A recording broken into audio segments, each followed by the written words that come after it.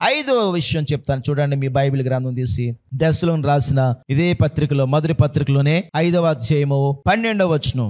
మొట్టమొదటిగా మనం చెప్పుకున్నాం, ప్రియులరా మనం పరిశుద్ధులుగా ఉండాలి, 2 ప్రేమ కలిగి ఉండాలి, 3 నిరీక్షణ కలిగి ఉండాలి, 4 యేసు ప్రభు యొక్క 2వ రాకడకు సిద్ధపాటు కలిగి ఉండాలి. 5వదిగా చూస్తున్నాం 5వ అధ్యాయము 12వ వచనము. మరియు సహోదరులారా, మీలో ప్రయాసపడుచు ప్రభువునందు మీకు పైవారయుండి మీకు బుద్ధి చెప్పుచున్న వారిని మన్నన చేసి వారి పనిని బట్టి వారిని ప్రేమతో మిక్కిలి ఘనముగా ఎంచవలనని వేడుకొనుచున్నాము. ఇక్కడ ప్రియులరా 5వదిగా సేవకుల గురించి చెప్తున్నాడు, దైవ సేవకుల గురించి. సేవకుల్ని మనం ఏం చేయాలంట? మీలో ప్రయాసపడుచు ప్రభువునందు మీకు పైవారయుండి మీకు బుద్ధి చెప్పుచున్న వారిని ఏం చేయాలి? మన్నన చేయాలి, అంటే గౌరవించాలి. వారి పనిని బట్టి వారిని ప్రేమతో మిక్కిలి ఘనముగా ఎంచాలి. చూసారా ప్రియులరా, సేవకుల్ని ఏం చేయాలంటే గౌరవించాలండి. సేవకుల్ని గౌరవించాలి. సేవకుల్ని మనము ప్రేమించే వారంగా ఉండాలి. వారి పనిని బట్టి వారిని మిక్కిలి ఘనముగా ఎంచాలని ఇక్కడ ప్రభువు చెప్తున్నాయి. మిక్కిలి ఘనంగా ఎంచాలంటండి. అంతేకాదు వాళ్ళు ఏం చేస్తున్నారంటే మనకి బుద్ధి చెప్పుచున్నారంట. కనుక బుద్ధి చెప్పే ఆ సేవకుల్ని మనము మన్నన చేయాలని, గౌరవించాలని ప్రభు ఇక్కడ వేడుకుంటున్నారు. హెబ్రీ పత్రిక 13:17. మీకు పైన నాయకులుగా ఉన్నవారు, చూడండి సేవకులు అంటండి ఏం చేస్తున్నారంట? మనకి నాయకులుగా ఉండి లెక్క ఒప్ప చెప్పవలసిన వారి వలె మీ ఆత్మలను కాయుచున్నారు. చూసారా ప్రియులరా, సేవకులండి మన ఆత్మలు ఏం చేస్తున్నారు? మిమ్మల్ని కాదు మేము కాసేది, మీ ఆత్మలను కాస్తా ఉన్నాం. మీ కొరకు ప్రార్థన చేస్తున్నామంటే అర్థం ఏంటి తెలుసా? మీ ఆత్మల్ని మేము కాస్తా ఉన్నామంట. ఇక్కడ ప్రభువు చెప్తుంది, మీ ఆత్మలను కాయుచున్నారు. వారు దుఃఖముతో ఆ పని చేసిన ఎడల మీకు నిష్ప్రయోజనం గనుక దుఃఖముతో కాక ఆనందముతో చేయునట్లు వారి మాట విని వారికి లోబడి ఉండాలి. చూసారా సేవకులనండి కొంతమంది అండి ప్రియులరా, చాలామంది అండి కొంతమంది సేవకుల్ని ఏడిపించేస్తారండి, దుఃఖ పెట్టేస్తారు. సేవకులు నిజంగా ఆ విశ్వాసులను బట్టి ఏడు చేస్తారన్నమాట సేవకులు. ఇక్కడ చెప్తాడు ఇస్తారా, వాళ్ళు దుఃఖంతో చేయకూడదటండి. మరి ఎలా చేయాలి? ఆనందముతో చేయాలి. దేవుడు ప్రియులరా ఆ సేవకులు మన కుటుంబాలకి మనకి సేవ ఎలా చేయాలంటే ఆనందంగా సేవ చేయాలి, ఆనందంగా సేవ చేయాలి. అలాగా సేవకులు మనకు ఆనందంగా సేవ చేయాలంటే మనం ఏం చేయాలి? వారి మాట వినాలి. అది మాట వాళ్ళకి లోబడాలి, వాళ్ళు చెప్పినట్టుగా చెయ్యాలి. అంతే తప్ప మన బాణీలో మనం వెళ్ళిపోతాను, నేను చెప్పినట్టుగా మీరు రావాలి పాస్టర్ గారు అంటే చేస్తారు, కానీ వాళ్ళు దుఃఖంతో చేస్తారు. దుఃఖంతో చేస్తే మనకి ఆశీర్వాదము రాదు. సేవకుల్ని ప్రియులరా మనం ఏం చేయాలంట? వాళ్ళు ఎలా చేస్తున్నారంట? లెక్క ఒప్ప చెప్పవలసిన వారు వలే మీ ఆత్మలను కాస్తా ఉన్నారు, వాళ్ళు కాస్తా ఉన్నారు. ప్రియులరా సేవకుల్ని మనం ఏం చేయాలంటే సంతోష పెట్టాలండి, దుఃఖ పెట్టకూడదండి, బాధ పెట్టకూడదండి. అది మనకి క్షేమం కాదండి. ఎప్పుడైనా సేవకుల్ని మనం ఎప్పుడైతే సంతోష పెడతామో అప్పుడే దేవుడు మనల్ని దీవిస్తాడండి. ప్రియులరా మరొక మాట నేను మీకు చెప్తాను చూడండి. ఇదే హెబ్రీ పత్రిక 6వ అధ్యాయంలో 10వ వచనము.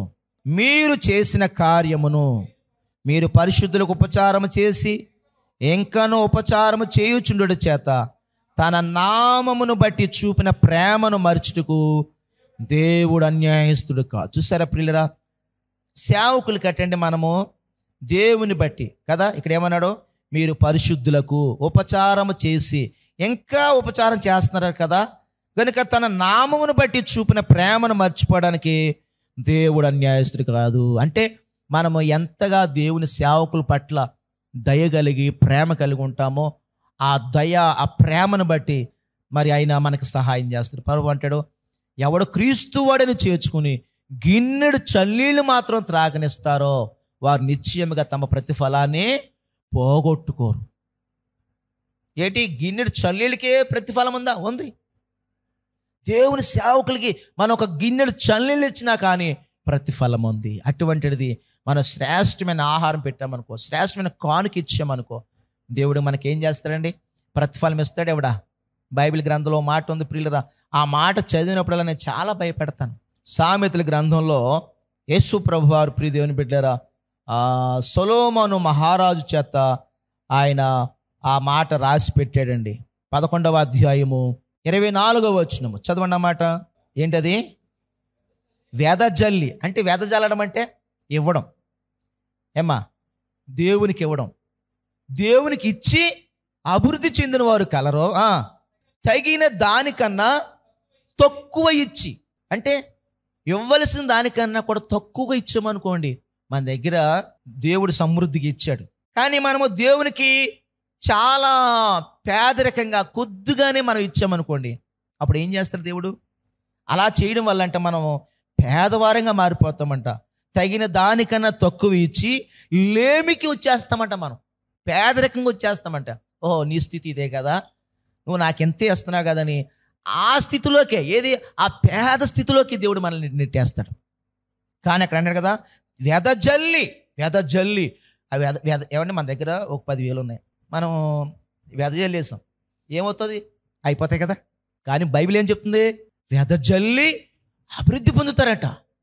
అంటే ఎక్కడో నువ్వు 10,000 పట్టుకెళ్ళి ఆ మాసం కొట్టుకడెత్తే అభివృద్ధి రాదు, ఆ 10,000 పట్టుకెళ్ళి ఎక్కడెత్తే అభివృద్ధి రాదు. ఎక్కడ ఇవ్వాలి? దేవుని మందిరంలో, దేవుని సంఘంలో, దైవజనులకి, సేవకులకి మనము ఇవ్వాలండి. అలా ఇస్తే మనకేమవుద్దంట? అభివృద్ధి. వెదజల్లి అభివృద్ధి పొందువారు కలరు. ఆ కింద వచనం చదవండి, 25వ వచనము. ఔదార్యం గలవారు నీళ్లు పోయి వారికి. ఈ మాట చదివినప్పుడు నేను చాలా భయపడతానండి. నీళ్లు పోసే వారికి ఏం పోతాడు దేవుడు? రాజుగారు గిన్నెలో గట ఊరందరికి చాటింపు వేశారంట.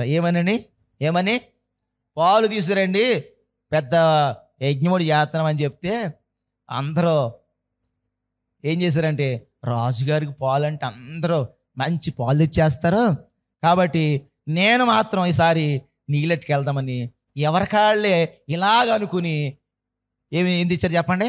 గిన్నెల్లో అందరూ నీళ్ళు తెచ్చారంట. ఇంతకీ ఆ పాలు దాంట్లో ఏమన్నా వచ్చినాయి? పాలు లేవు, నీళ్ళే ఉన్నాయి. చూస్తే అన్ని నీళ్ళే. ఎందుకు నీళ్ళు వచ్చినాయి? ఎవరికాళ్ళు అనుకున్నారంట, రాజుగారి దగ్గర కంటే అందరూ శ్రేష్టమైన పాలు తెస్తారు, నేను పోసే నీళ్లు ఆ పాలు కలిసిపోతారు. అందరూ పోసినాయి ఏంటి చెప్పండి? నీళ్ళే పోస్తాయి. ఈ రోజున ప్రియ దేవుని బిడ్డలారా, సంఘంలో ఉన్న మనము దేవునికి ఏం చేయాలంటే సమృద్ధిగా మనము విత్తాలి. దేవునికి ఇచ్చే కాడ తక్కువ చేయకూడదండి. దేవునికి సమృద్ధిగా ప్రభు అన్నాడు, మీ దశమ భాగాలు, మీ ప్రతిష్ఠిత అర్పణలు, మీ కృతజ్ఞత కానుకలు. అసలు మనం ఏమిస్తున్నాం దేవునికి? ఏమండి, దశమ భాగాలు లేవు, కృతజ్ఞత కానుకలు లేవు. కనీసము దేవునికి ఎప్పుడన్నా ఎట్టకేలుగా ఒకసారి ఏదైనా కూటం పెట్టుకుందాం అనుకోండి, ఆ కూటం పెట్టుకున్నప్పుడు కూడా దేవునికి మనం ఏం చేయలేకపోతున్నాం? ఓ చక్కని కానుక ఇవ్వలేకపోతున్నాం. సంవత్సరానికో 2 ఏళ్ళకు 4 ఏళ్ళకు 10 ఏళ్ళకు మనం ఏదో కూటం పెట్టుకుంటాం. ఆ కూటం పెట్టుకున్నప్పుడు కూడా మనం ఏం చేయలేకపోతున్నాం? దేవునికి ఒక చక్కని కానుక మనం ఇవ్వలేకపోతున్నాం. దశమ భాగాలు లేవు, కృతజ్ఞత కానుకలు లేవు, ఏ కానుకలు లేవు. కనీసం ఆ రోజైనా దేవునికి ఇవ్వగలుగుతున్నామా? అది కూడా లేదు. ఇక మనల్ని ఎలాగండి దేవుడు దీవిస్తాడు? దేవుడు మనల్ని ఎలాగ ఇచ్చేస్తాడు? ఎలాగ బలపరుస్తాడు? మన కుటుంబాల్లో ఉన్న కొరతలు ఎలా తీరుతాయి? మన కొరకు రేయింబాగులు మన సేవకులు కష్టపడుతున్నారు, కన్నీళ్ళు కాలుస్తున్నారు. మన సేవకులు ఎంతో ప్రార్థన చేస్తున్నారు. మనకు అది కావాలి, ఇది కావాలని సేవకులు ఎంత ప్రార్థన చేస్తున్నారు. ఆ సేవకులను మనం జ్ఞాపం చేసుకోవాలి కదా, ఆ సేవకులను మనము గౌరవం ఇవ్వాలి కదా, ఆ సేవకులకి తగిన రీతిలో మనము వాళ్ళని ఆదరించాలి కదా, బలపరచాలి కదా. ఆ సేవకులు, మా సేవకులు మేము చూడాలి కదా. ఉంటున్నదా ఈ రోజున? వస్తున్నారో వెళ్తున్నారా? చాలామంది వస్తున్నారో వెళ్తామే తప్ప దేవునికి నేను ఏం చేస్తున్నాను, మా సేవకులు ఏం తింటున్నారు, అసలు ఏం కట్టుకుంటున్నారు, ఎలా ఉంటున్నారు, ఈయన అసలు గ్రహింపు ఉంటుందా అంటే చాలా మందిలో 100కి 90% ఆ గ్రహింపు లేనే లేదండి. ప్రియులరా, ఇక్కడ చూసారా, ప్రభు చెప్తున్నాడు, మీ పైన నాయకులుగా ఉన్న వారిని మీరు ఏం చేయాలన్నాడు ఆయన? గౌరవించాలి, మన్న చేయాలి, వారిని మిక్కిలి ఘనంగా ఎంచాలి. అంతేకాదు వారిని రెట్టింపు సన్మానానికి పాత్రులుగా చేయాలని మరి ప్రభు వాక్యం అయితే చెప్తా ఉంది. దేవునికి ఒకసారి స్తోత్రం చెప్పండి. ప్రియ దేవుని బిడ్డలారా, చూడండి, నేను మరొక మాట చెప్పి ఈరోజు వాక్యం ముగించేస్తాను. చూడండి, దశలను రాసిన ఈ మొదటి పత్రికలో మొదటగా ప్రియులరా నేను మీకు ఏం చెప్పాను? సేవకులు మొట్టమొదటిగా మనం విశ్వాసులుగా దేవుడు మన నుంచి కోరుకునేది, ఒకటి పరిశుద్ధులుగా ఉండాలి, 2 ప్రేమ కలిగి ఉండాలి, 2 నిరీక్షణ కలిగి ఉండాలి, 4 ప్రభు రెండవ రాకడ కొరకు సిద్ధపాటు కలిగి ఉండాలి, 5 సేవకుల్ని గౌరవించాలి.